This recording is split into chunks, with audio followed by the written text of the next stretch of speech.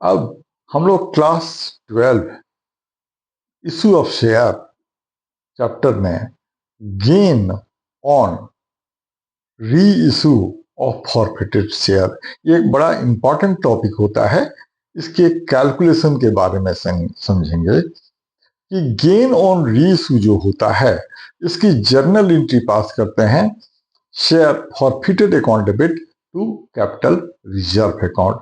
अब ये जो गेन होता है इसको निकालने के दो फॉर्मूले यूज करते हैं।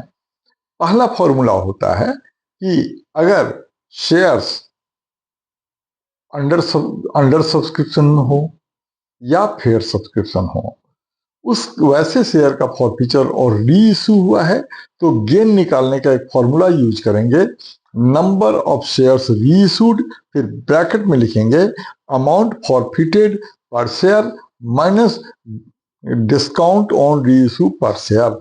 इस तरह से जो अमाउंट आएगा वो गेन ऑन री इशू होगा, जो कि share forfeited account debit to capital reserve में ट्रांसफर करेंगे। याद रखेंगे अंडर सब्सक्रिप्शन के केस में और फेयर सब्सक्रिप्शन के केस में।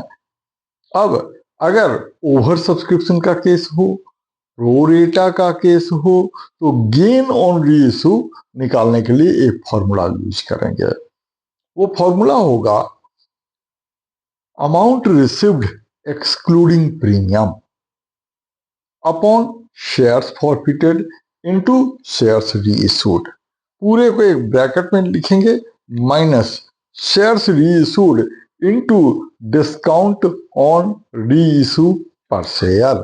अब ये जो अमाउंट रिसीव्ड एक्सक्लूडिंग प्रीमियम है, अगर प्रो रेटा का केस है तो उस केस में जो अमाउंट रिसीव्ड होगा वह एप्लीकेशन से रिसीव्ड इनटू एप्लीकेशन मनी, और अगर उसमें सिक्योरिटी प्रीमियम है एप्लीकेशन के साथ तो उसमें से नंबर ऑफ शेयर्स जो अलॉट हुए हैं प्रोरेटा कैटेगरी में, फॉरफिटेड जिनके शेयर फॉरफिट हुए हैं उनका शेयर इनटू सिक्योरिटी प्रीमियम को माइनस करेंगे। मतलब amount received application into application money minus shares into security premium, that is the amount received excluding premium, and that upon number of equity shares forfeited into shares reissued।